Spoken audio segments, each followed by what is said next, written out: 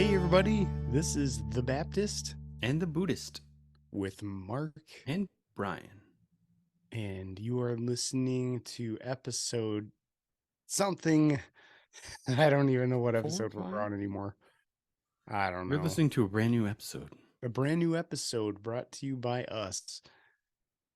Man, we've been here and Busy. there and everywhere. Yeah. Yeah, basically busy. Yep. And I don't know when this is released, but I have a bonus episode coming out because Brian was gone. I was And it's a gone. short bonus video or bonus podcast episode. It's not even a video, actually. So sorry, you got to listen to it audio. It's going to be great. There'll be a picture, just a picture of you, and I'll make the mouth move. That would be kind of cool. But oh man, so we've been gone here and there. You guys are still listening to regular episodes, but we have not been regularly recording because we've been on retreats.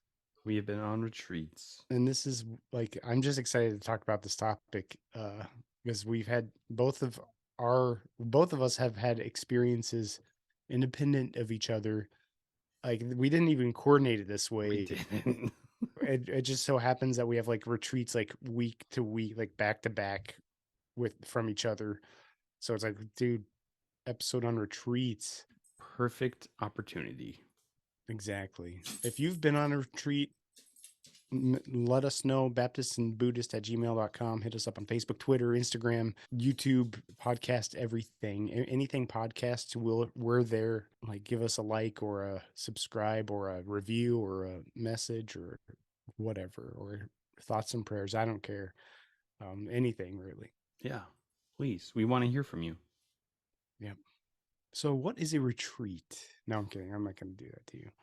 Because we could define retreat differently depending on who you're asking. I mean, I think we will have to at least set some kind of definition for a retreat because I'm sure it's vastly different That's between true. our two traditions.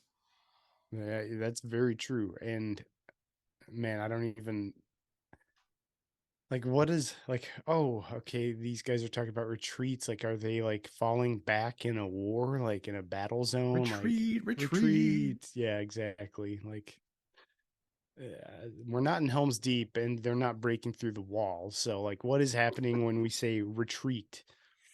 I think generally we could say a retreat is a time set apart from everyday life for various reflection and or uh, a time of rejuvenation maybe. Um, Yeah, that's a good one. That's a good one. if it's a spiritual retreat, it's probably informed by the respective tradition, um, and usually, as I said, a time to kind of step back from everyday life, reset, you know, maybe some inner reflections going on. Right. Um, Yeah, that's a good general a general description of it. And really like when it comes to like a Christian's point of view in retreat, like what's a retreat in a Christian way? Like there's no like Bible definition of retreat. Like you could probably like apply the idea of a retreat to certain passages or something in the Bible, like someone gets away to pray at a river or something, or someone runs away and finds or has like communion with God or something during like in the caves or whatever.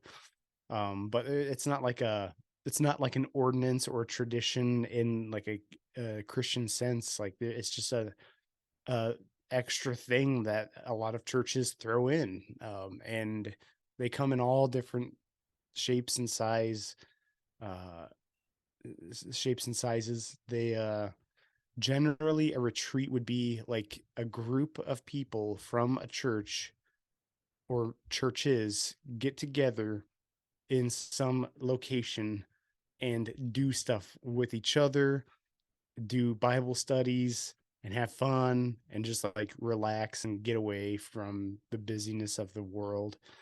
Um, I've seen everything from like when I say like groups of people, usually it's broken down, not the full congregation or the full church body, like of the local church. It's usually done by like demographics, if you will, like teens. Usually it's like I don't think there's a lot of like kids retreats, like for young kids, unless there's a lot of chaperones or something. But Maybe there's like summer teens, camps. yeah, summer camps, definitely. Um, but you know, I've seen like teen retreats, women's retreats, men's retreats, maybe even like the senior group retreat, like the old people retreats. Like just you know, if there's a group, they might have retreats. In this case, the retreat I went on was a men's retreat. Um, and being new to the church that I'm a part of, like they just announced like, hey, we're having a men's retreat. We don't really know much about it. This is the first time we've done this kind of thing. So like sign up, and I'm in a new church. I'm taking new risks. So I'm like, sign me up. I'm going to get to know these guys. So I signed up not knowing anything about it. So it was kind of just jumping in blind. I mean, they did give us information on where it's at. It was at a camp, like a Bible camp.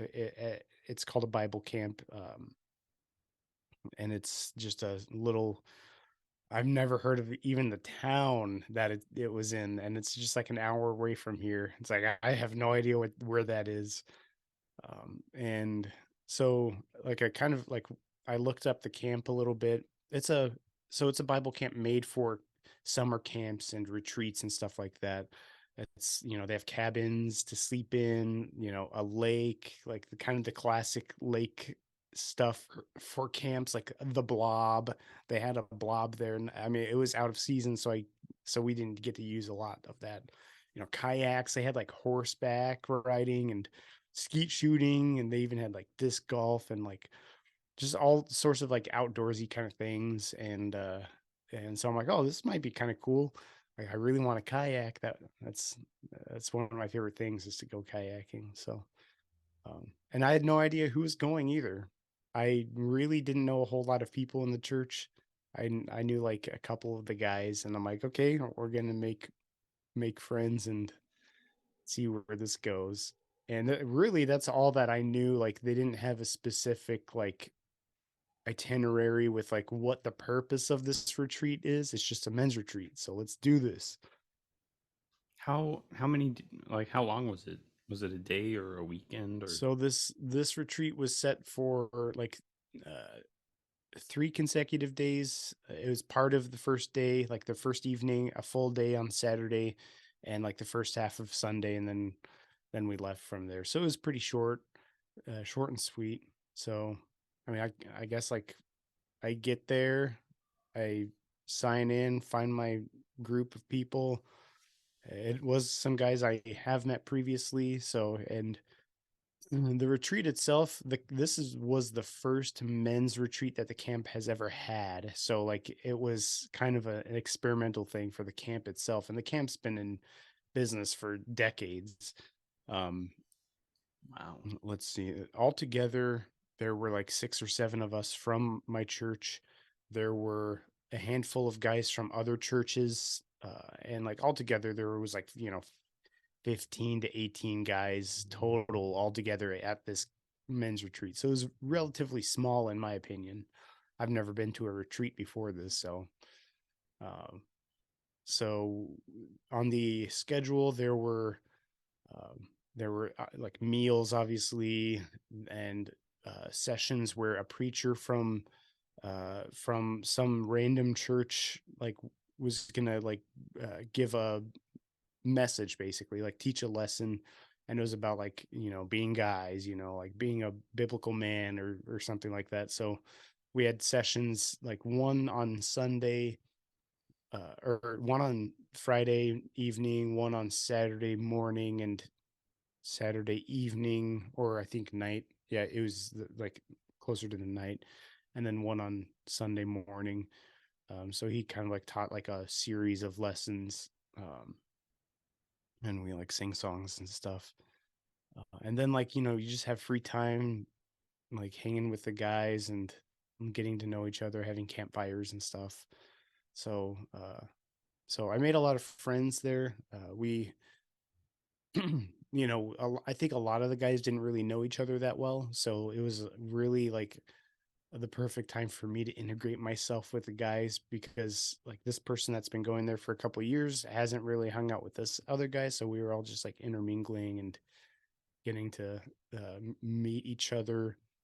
And really like my biggest takeaway from the retreat itself was a hard, kind of like a hard reset in my mind from everything that I just went through this past year. Hmm.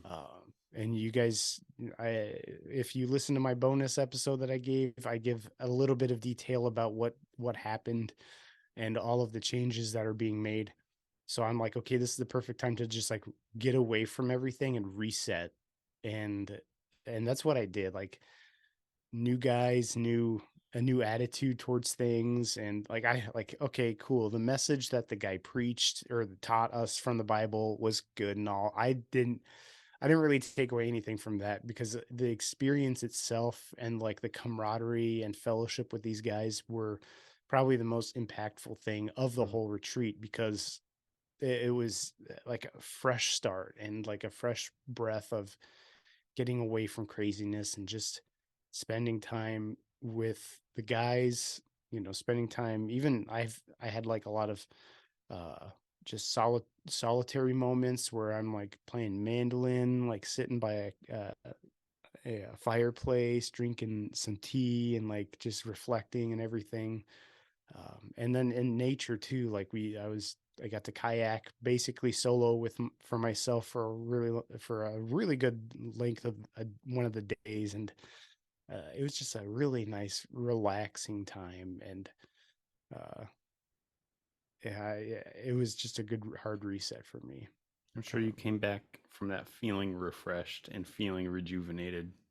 I felt extremely positive. Like I had a really good positive outlook, especially with like going forward with the church, because we're pretty sure we're sticking around this church. And like things are looking up for this church, and like getting to know the guys and like really just like the heart of the church, like where do these guys stand and like what are these guys for. Like it just like confirmed it with me, like this is where I'm supposed to be. Like these guys are just like me. Like we're all just we're all just people.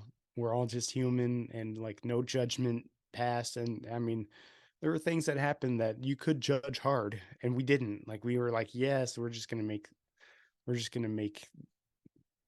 best. We're just gonna make with what time we have, like, and make it valuable and make it worth something, worth our while there. And so I got to play disc golf for the first time.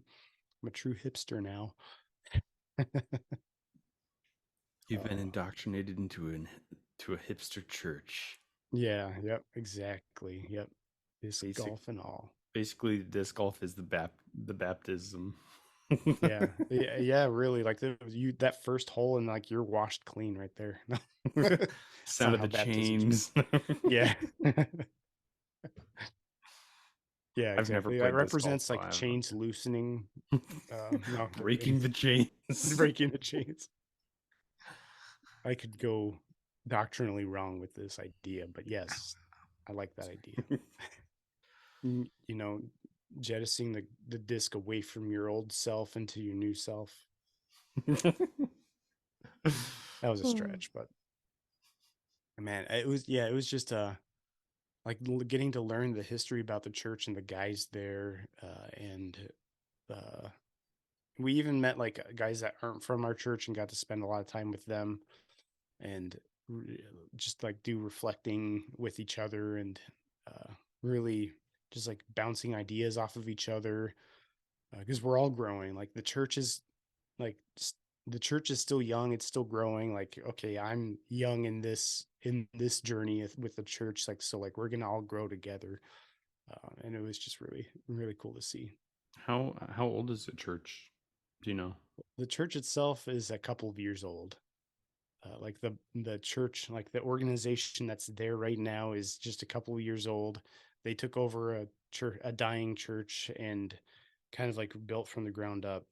And they're like they're pretty solid on where they started off already. So like they're just growing from there. So it's It's really cool. cool to see. It's cool that you can enter into that while it's pretty young and become, part of it.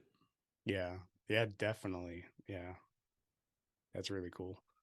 But yeah, like for a retreat like that, you like traditionally you would go there, like better yourself as a man of God, and like make your walk, like better yourself in your walk with God as a man, and like as a father or husband or whatever you apply to it there. um like, okay, like that's good and all, like didn't really hear anything new out of like the Bible teaching or anything, but again, these retreats aren't just one-sided like that. Like, go and learn from this guy about what Jesus, like how Jesus set forth a path for like being a man or something like that. But it's like all about the whole experience too. They don't give you 5 hours of free time for nothing. Like, it's not supposed to be just wasting time there. If they wanted to do more lessons, they would, but with that free time, like, you got to experience experience the fellowship and sometimes the awkwardness of being together. Yeah, so it sounds like there's like, you know, a chunk of free time and then like programmed sessions of like Bible study, or I guess there's a Yeah, speaker pretty much. there like Yeah, giving giving teachings or whatever the vernacular would be for that. probably that sounds correct to me. Okay. Wow. Yeah, yeah, yeah, definitely. Like the basis of your schedule was the teachings. Like in the morning after breakfast, you go down to the hall or whatever, and this guy, it's like a mini church service every time. Like, we sing songs, and we like kind of do like icebreaker, like uh like trivia or whatever, and then the guy just preaches. And since it was a small group, he got to like interact more with all of us, and like bounce ideas off of each other. So like it really, like it was a good like discussion. Like, there's a lot of good discussion.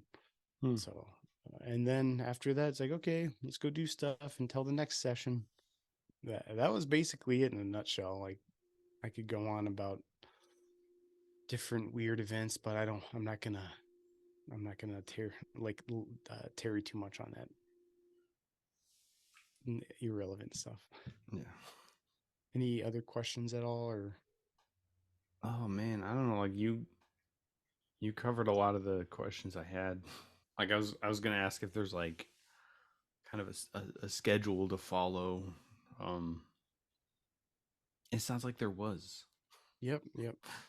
and uh, a lot of recreational activities, kayaking. Sounds like that was part of it. Yeah, the camp was like really kind more designed towards like kids summer camps, like kid summer Bible camps. So there's like a big game room with like, all the ping pong and all that kind of stuff, and like rock climbing walls and everything set up. So like there's a lot to do, like not just kid related, but there was a lot to do out there, and they pride themselves in like having a really nice facility, and they do. Like, it was kind of cool. Across the lake was a was a Jewish camp. Like, they Hmm. would have basically the same thing, but for the Jewish side of things. So that was kind of cool to see. Like, this lake was kind of like the center of like retreats and camps for like everyone. So that was kind of cool.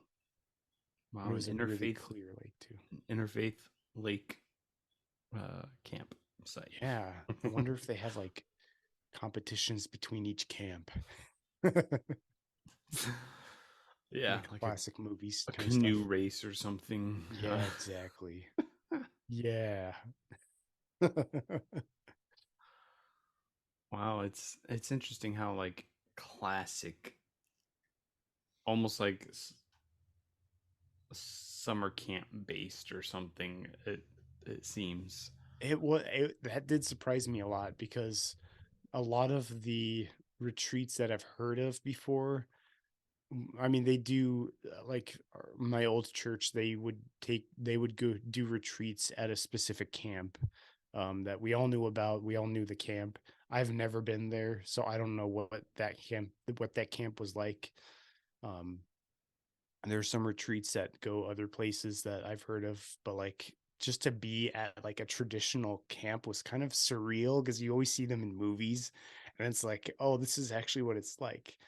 It's like it was unreal for some reason. It was weird. Yeah, I've been to some like not necessarily retreats, uh, and not necessarily festivals, but I guess kind of a retreat, like pagan retreats and stuff, uh, like Hmm. druid gatherings, which would take place at an off season like Girl Scout camp. So Oh you had wow, like these cabins and bunks and yeah, a mess hall and all this yeah, kind of stuff. yeah. We had a pretty good cabin facility there.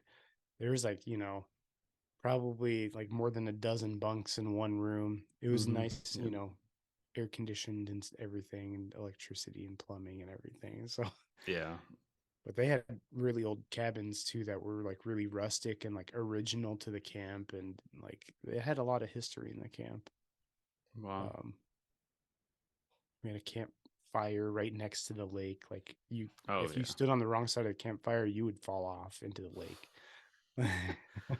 I guess I guess that's a good, fire prevention method to just have it right next to the lake so you could just cannonball and put out a wildfire. It's true. That's very true. Wow. That's really all that I could say about the retreat. I mean, that was pretty At, quick and painless. at one point you were talking about like the free time being like intentionally set there so that this like fellowship and camaraderie can happen, and because like Hmm. it's not just about the programmed services, Right. Yeah. and yeah, I feel that. And I had to stop myself from saying sadhu, which is like the Buddhist amen. um Okay. yeah, yeah. Oh They did have a kitchen staff, so they would cook for us, and we would have all three meals provided to us wow, you're on a lucky. regular schedule. So it was nice, and we didn't have to do dishes or anything. Wow. We did have to wipe our table though. Every druid gathering I had been to was all like voluntarily kitchen staffed, so I was almost always washing dishes. And my my Buddhist retreat experience included dishwashing as well. Um, Ooh, foreshadowing. Buddhist retreats. Buddhist retreats. How does that go?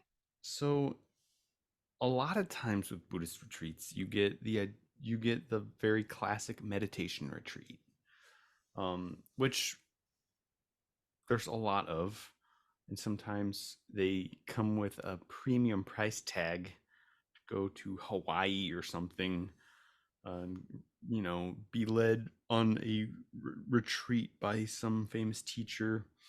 And a lot of times retreats are structured, and sometimes they have a topic, and you're led through intense meditation sessions and all this stuff. Usually for some reason, in a beautiful tropical place or a, a cool mountain town or something. Um, Whoa. and but there's also other types of Buddhist meditation retreats, like the Vipassana retreats, that was founded by S.N. Goenka, where it's 10-day meditation retreats where you're doing like 10 hours of meditation a day, all completely in silence, and it sounds very intense. Um, Oh. and I've actually thought about doing one of those eventually, and wanted to for a while, and even thought even like emailed one of the closest ones, which is not very close at all still, um, but they were like doing renovations or something and didn't have any retreats open to new students. Mm, So I felt in retrospect, I feel lucky that I didn't do that and I went the route I did. So I just mm. came back yesterday from a 10-day retreat. Um, and I actually hesitate to call it a retreat because it wasn't a structured meditation retreat and it wasn't titled a retreat. It was actually Oh, a short term residency at a Buddhist monastery. so just don't talk about it then, because this is an episode about Yeah. retreats. No. So the end. Bye bye. No.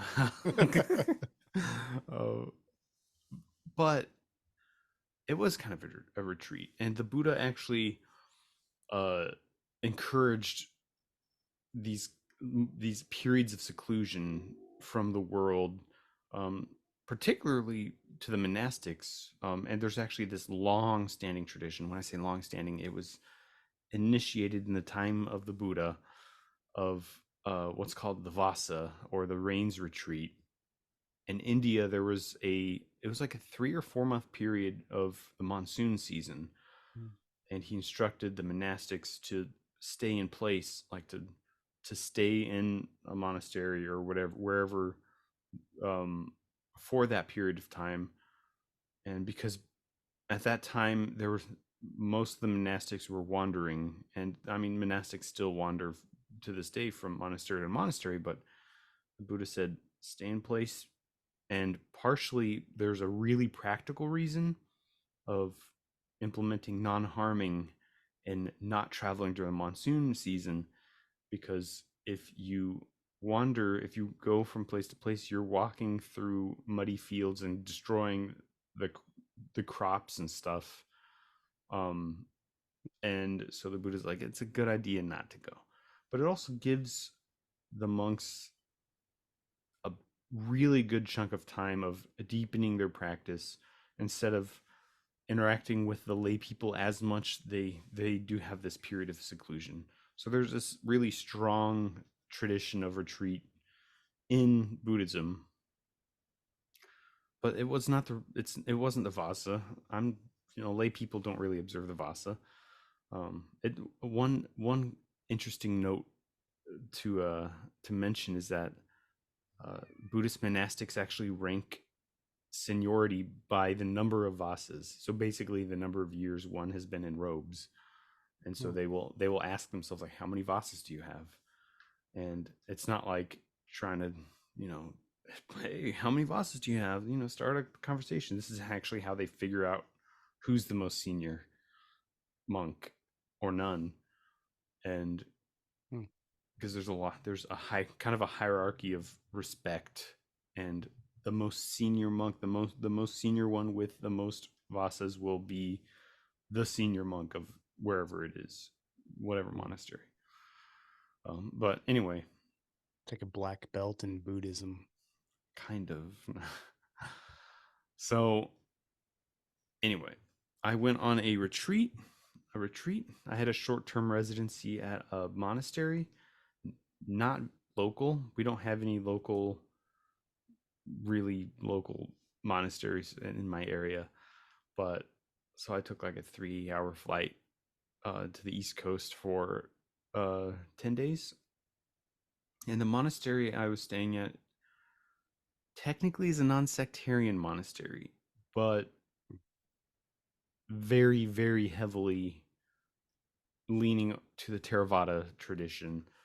And while I was there, there was I think a total of like 8 monastics that were there during my time. Not all at once, but a good chunk of them were there all at once. The monastics who were there were part of the Theravada tradition.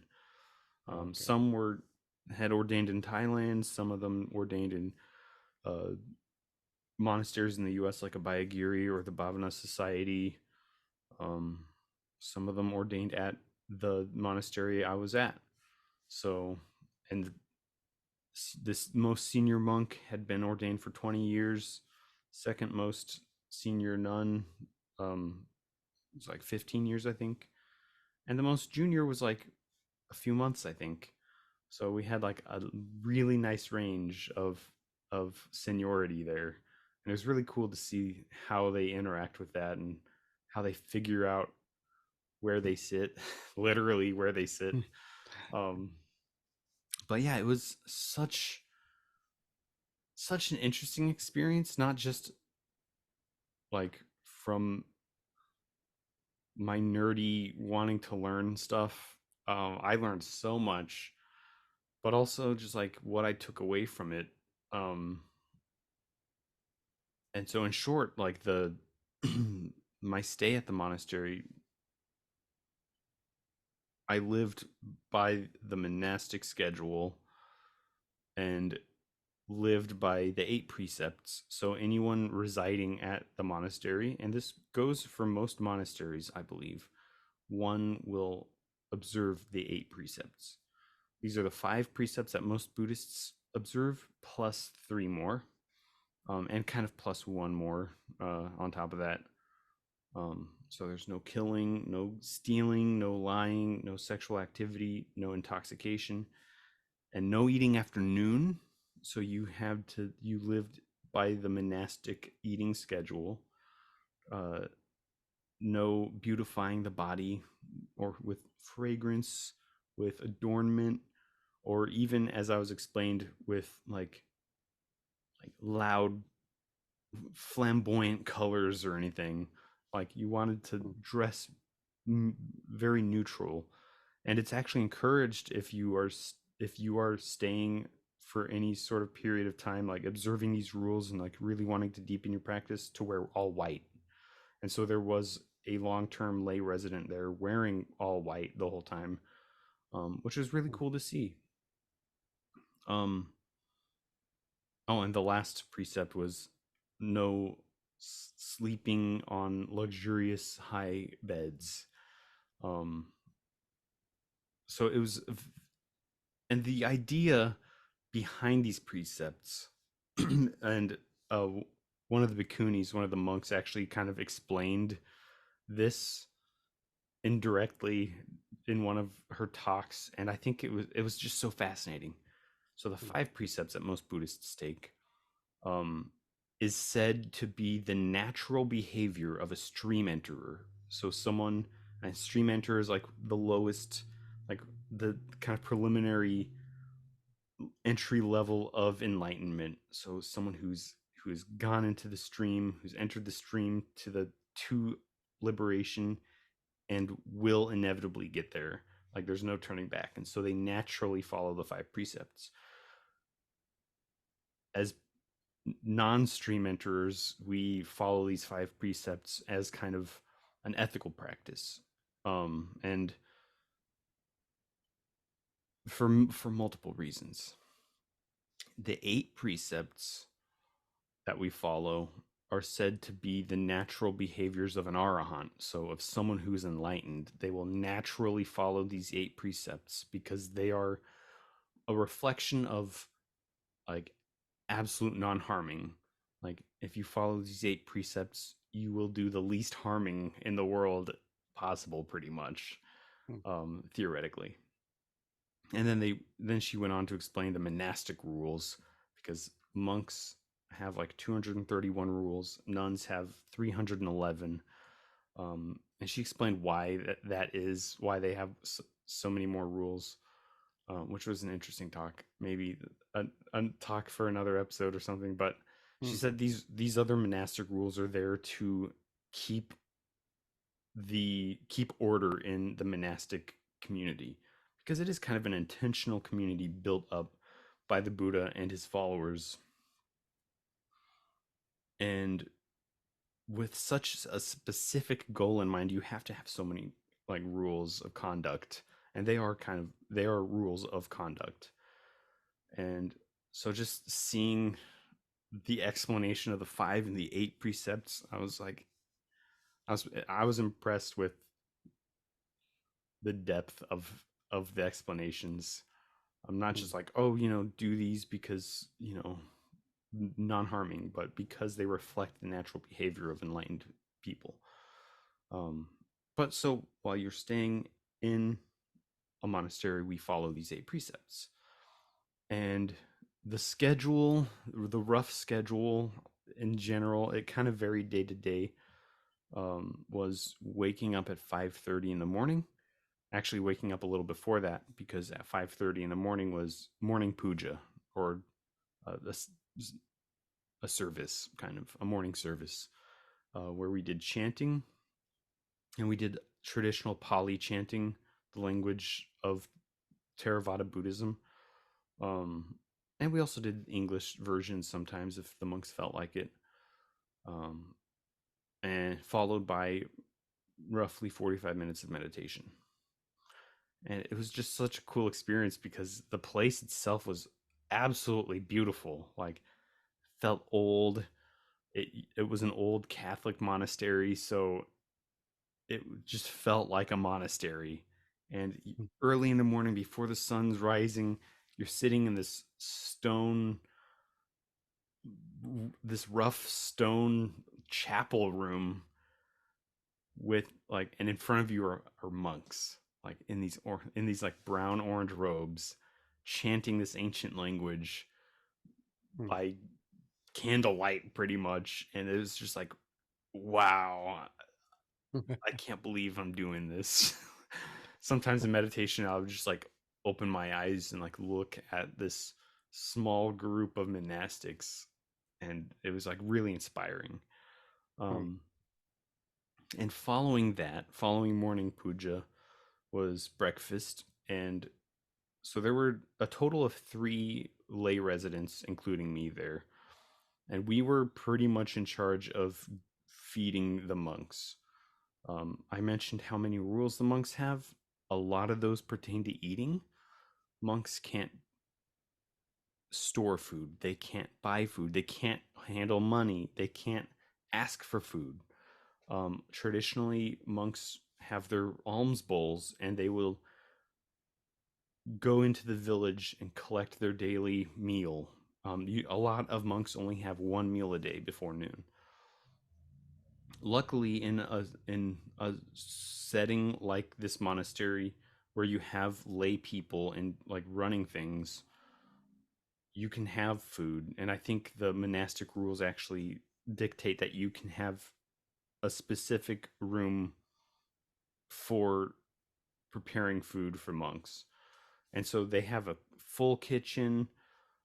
They have the works, and so the three lay residents, we would get the food ready, and every meal we had to offer it to the monks because they can't take food unless offered to them.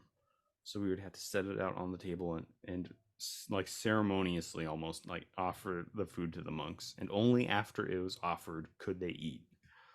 And then we would eat after, we would get our food after they got what they wanted. Um, and the same goes for lunch too. So this monastery had 2 meals: 7 o'clock breakfast, 11 o'clock lunch. Some monasteries only have one. So I felt kind of lucky maybe, mm, but um, so there's setup. Sometimes there's not much cooking with breakfast, but with lunch there's cooking and then cleanup. So there's a lot of manual labor going on with cooking and washing dishes, as I mentioned earlier. Um, but in between breakfast and lunch, there was a work period, so even more manual labor. Sometimes it included just cooking lunch, and sometimes it included cutting grass. Fun fact: monks cannot cut living plants, not even fruit, not even fruit or like fresh vegetables that could potentially grow. And I think it's categorized by the potential of like if it has seeds. And so there was also this kind of ritual that we would have to go through if something we offered could grow again. They would actually ask. It was a Pali phrase, "Kapyang karohi," and basically says, "Make this allowable." And we would have to cut into it and say "Kapyang Bante," or "It is allowable, venerable." And Oh, it was fascinating to like learn that and experience that. And a lot of our work period was cleaning, like cleaning bathrooms or a certain room, or cutting the grass, because monks can't even ask us directly to cut things. They can make suggestions. Allow it. I think the technical term was like allowable speech or something. So they could suggest like, yeah, that there's a branch that's in the way, and then like there's some tree trimmers in the corner. Just suggestively laid out or something. And finally, after lunch cleanup, um, we would have a practice period for about 3 hours. So we could do our own practice, sometimes just rest, sometimes take a shower because I'm sweaty at 12 o'clock uh, from all this work. Uh, and sometimes the monks would actually lead us in a practice session during our personal practice. One of them did like a 2 hour walking and sitting session, walking meditation and sitting meditation. Uh, a few days we went on a mindful walk through the woods nearby. That was really cool. Um, and then at 5 o'clock in the evening, we would do it would be tea time, which also included what are called allowables, what the monks can eat afternoon. So the Buddha actually allowed monks to eat certain things for like medicinal reasons. And a lot of the foods are kind of puzzling, but they also like help fight off like extreme hunger, in case what you didn't eat for what you ate at breakfast isn't completely filling, and like your hunger is just a little too distracting. Because like sometimes it's like, okay, I could eat, but it's not that distracting. And the allowables generally include cheese, dark chocolates, medicinal plants like seaweed and ginger, juices, butter and oils, sugars. Um, on the list, they also listed lemons and limes, and also citrus peels. So you can have orange peels or grapefruit peels, but you could also have lemon and lime, apparently, whole. um, but I didn't see anyone offer any of that. But tea time was really cool because the other meals, the monks would get their food and sit in the Dhamma hall, while we would generally sit in a separate dining hall. Although apparently we were allowed to eat with them, but we didn't. But tea time we could, and we were encouraged to, and it was kind of like an informal chat session. We would sit there drinking tea or juice, eating cheese. Uh, Someone had a recipe for allowable hot chocolate, so we indulged in that sometimes. And just talk to the monks, hear their stories. They would sometimes just ask, "Oh, how'd you get into Buddhism?" So it was just like a really cool experience to be able to just like sit with the monks. Um, oh, and with the meals as well, we only did this at the lunch period because I think the lunch meal was like the formal actual meal. We would recite this chant. That's a meal kind of reflection. Um, and monks are not supposed to eat food for fun. So this reflection is basically recalling the reason why they eat, which is not for fun, for pleasure, for beautification, for anything like that. It's for sustaining the body so you could continue your practice. And we also like adopted that, even though sometimes it's like, oh my gosh, this is so good, what? Oh. But sometimes it was just like, eat it, it's good, maybe it's not, who knows. This chanting took forever, so everything's kind of cold anyway. uh, and then after tea would be an evening puja, so more chanting, more meditation. And there was like certain chants we would do every day, and then sometimes during evening puja it was like, you know what, let's chant this sutta. So we would actually chant suttas in the Pali language. And I think about 3 times we chanted the Dhammacakkappavattana Sutta, which is the first turning of the wheel of the Dhamma Sutta, where the Buddha gave his first Dhamma talk. And because Wesak happened this last weekend, they were preparing for their Wesak celebration, which is like the biggest holiday in Buddhism. And that was one of the suttas they always chant for Wesak. It was so cool sitting in the chapel chanting with the monks this sutta that's so important to Buddhism. And you read the suttas in the English translations and it's dry. It is so repetitive. There would be paragraphs where just one word is different. But chanting it, you understood deeply why it's repetitive, because this is an oral tradition that would chant these from memory. That's how Mm, they first originally memorized it. Nothing was written down for like 100 years or so, and you just like felt the power in it. Like, wow, I understand why it's like this now. And it was just interesting. such a cool experience, especially because you have these monks chanting it too, and like the monks have devoted every single minute aspect of their life to the Dhamma practice. And it was just really inspiring. Um, Mm, anyway, there would also be a lot of talks throughout the day. In the evening after evening puja, there would be talks, not every day, but some days. There'd be some after breakfast in the morning. Um, just and they would even do like live stream talks. So you like sit there, and they have their webcam and everything. Uh, and it would be a really great opportunity to ask questions as well during the talks.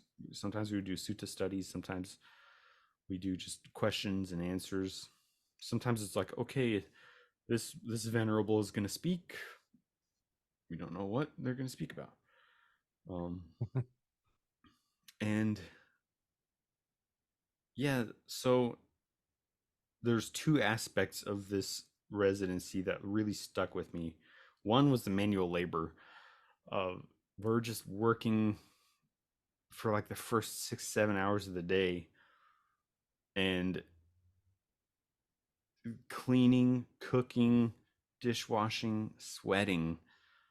Uh, and it was very humbling and like very wholesome. And mm, you just like got into this monastic rhythm where it's like, of course we're gonna clean. Uh, one of the one lay resident that was there for a few days was like, came to me while I was cleaning the bathroom. He's like, "Yeah, I'm like mopping a clean floor," and I'm like, "Yeah, that's the monastery life." And I mean, the place was spotless, so there's a reason why. Because it's like, you know what? We haven't cleaned the meditation hall this week. We're gonna do that. It's like, but it's spotless. But you're still gonna dust. You're still gonna sweep. You're still gonna mop. You're still gonna wipe down the cushions, and it comes away somehow cleaner. The second thing that I took away was like something you said about the camaraderie. Um, we spent a lot of time in noble silence, so we wouldn't speak unless necessary, and if we did speak, it would be in whispers. But we would also have periods of getting to know each other, and like we all grew pretty close with each other. Like I didn't know anyone here. I didn't mm, I didn't know any of the monastics. I didn't know any of the lay people, but everyone just got along really well. Um, although one of the nuns said, "Give it a few months and that would change," because monks don't get along either. Like sometimes they butt heads. But like we just like really worked as a team. It was really like there's a lot of appreciation, a lot of generosity. mm, I would get thanked multiple times a day for doing the dishes from a monk, and it's like, of course, why wouldn't I? Like, why would I not do the dishes? Why would I not cook this food for you?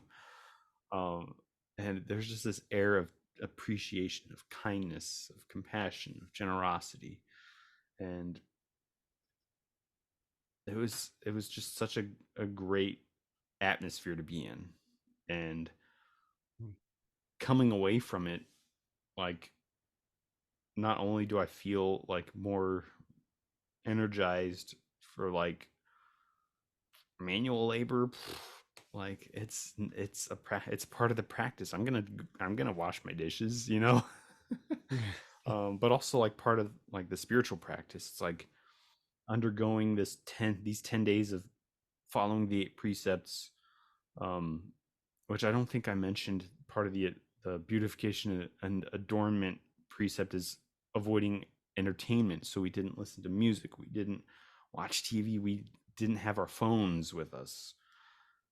And you just like grew to appreciate this this ethical side of the practice, that it's not like, oh, do good things or else, but it was, wow, if I do, like, if I practice sense restraint, I'm so much calmer, I'm so much lighter. There's like, Mm. my mind's not as heavy and as active. And there's this beautiful phrase in Buddhism of being blameless. Like, if you're not doing stupid stuff, there's nothing to be blamed for, and so you can like live at peace with yourself. Like, I didn't lie. Like, lying, you set yourself up for, oh, now I have to remember that I lied, now I have to remember these stories I'm telling. And if you don't lie, it's just like there's nothing to remember. If you don't And play stupid games, you don't win stupid prizes. yeah.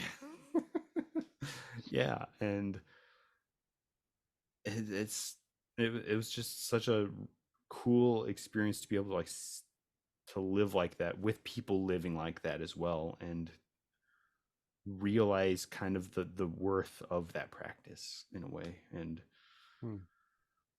yeah. So that sounds like one of your big takeaways. Like, is there anything specific that like you really brought home and was like that was either like life changing or like made an impact in your life? um Or like just the way you're going forward or thinking or yeah, I think like going forward, I definitely have a bigger respect for the, so like Buddhist practice is separated into 3 categories: sila, which is virtue or ethics, uh wisdom, and like meditation. It's not translated as that, but it's the meditation practice. And a lot of times the virtue or the ethics gets kind of glossed over, because that's it's icky stuff. Virtue, ethics, it's not rules. fun. Yeah, it's not fun. It's not the cool marketable side of Buddhism, but it's a third of the whole practice, because it's, oh, meditation. But there's a humongous side of it that's ethics, and that's what the monastics also live by. Like, they uphold Mm. this ethics practice to an astounding degree, and it's just Wow. so inspiring. It's like, I want to like be able to embrace that too. And even seeing the lay practitioners who are wearing white, who are like devoting much of their lives to the virtue aspect of Buddhism, and it's like, and also experientially seeing the worth reflected in your meditation practice of how powerful that ethics practice is. It's like, Mm. maybe it's worth more than we think it is. Interesting. Yeah. I do have to say, like on my retreat, I didn't really have my phone at all. Like, during the day, you're always like checking it, or like you get a text or whatever. Like, people are constantly reaching out to you. Like, like, I barely held my phone. And like at one point, I left it in the cabin. I'm like, oh yeah, I don't even have my phone. And yeah, it's just even just for a weekend, it's nice to get away from like the busyness of like the technological world Yeah. and forget about that for a little bit and like reset your brain. Yeah, I had my phone turned off, and a huge chunk of the time it was actually somewhere I didn't know where. Like I gave it to one of the monks for safekeeping and had Oh, no wow. idea where it was. And there's an initial anxiety of like, oh no, like I'm sure my phone is blowing up with important news, important information. And then you check several days later and there's literally nothing. I have that anxiety with my work phone. Like, uh, I don't work Fridays a lot of times, so like a Monday's, Friday probably just exploded, and I get in, and it's like, oh, nothing. And you know What what's was I funny? worried about? You know what's funny? It's like I've been back. This is my second day back in the mundane world, and like I spent a lot, like an embarrassing amount of time on my phone, and nothing to gain from it. That's so true. Oh man, we could go so much into that. That's a whole episode. That's a whole episode in itself. Yeah, Technology or something like that. Oh yeah, man. and it's really like maybe I will probably delete a lot of my social media apps, because I it's just such a waste of time. It really is. It really Especially when is. you get to the point where you're like, oh, I'm scrolling and I'm looking at the stuff I saw yesterday or I saw this morning. It's the same thing. And it's just like, It's like, and I was supposed to walk out of the kitchen 15 minutes ago. yeah. And at one point, the last day I was there, I had my phone on me because I wanted to take some pictures and like get people's contact info. And so it's in my pocket. And at tea time, I sat down and I was going to talk to one of the monks, and I sat down and immediately pulled my phone out of my pocket, like set my tea down. Why did I do that? That's scary. Oh, that is scary. Yeah. I But make it a habit not to pull out my phone at tables for that reason. Like, I just don't want to get used to it. I hate seeing people like sitting down together all on their phones. It just yeah, like freaks me out. Like, man, that's what the world is coming to. phones and TV too. Like at a restaurant, everyone's just staring at the TV. Um, but That's scary. That gives me I the don't know, creeps for some reason. like, but like coming back from this retreat, I just feel feel less stressed, and hopefully I can carry Hmm. that with me. Hopefully I can Yeah. carry some of the stuff I've learned with me into the stressful situations. Um, but yeah, I even like got a comment this morning when I went to my Buddhist temple, and I walked in. And it's like, wow, you look you look light. You're walking lighter, and I'm like, am I? I think I am. I don't know if it's the jet lag, but like deliriously tired. But yeah, I feel Wow. lighter. Wow. That says a lot, man. And that's what a retreat is all about. Yeah, Yeah. it's resetting. It's Yeah. renouncing temporarily. You say you wouldn't call it a retreat, but I think it really was. It really was. Yeah. Maybe we should have, like, when we get big, we'll have a Baptist and Buddhist retreat for all of our followers to sign up. Let us know if you're interested. Email us, baptistandbuddhist@gmail.com. You can either kayak with the Baptists or wash dishes with the Buddhists. No, Your pick. you're big. No. Uh, Yeah, and yeah, definitely let us know, guys. That would be kind of cool. Just pipe dreams right there. But retreats, yeah, that's retreats for you. if anyone has their own experiences with retreats and wants to share, we'll gladly read them and Yeah, share it definitely. with the podcast. I'm interested to hear about other experiences because I have none besides my own, and then what I hear from you. So Yeah, yeah, same. reach out to us, guys. Like and subscribe, all that stuff on all the socials while you're sitting there doing nothing on your phone. Oh man, man, and now, yeah, I think that's all that we could say about retreats. It's yeah, just it was a treat and another treat, a retreat. yeah. I think I'm gonna retreat from this. Yeah, probably should. Well, okay. I think that wraps this episode up.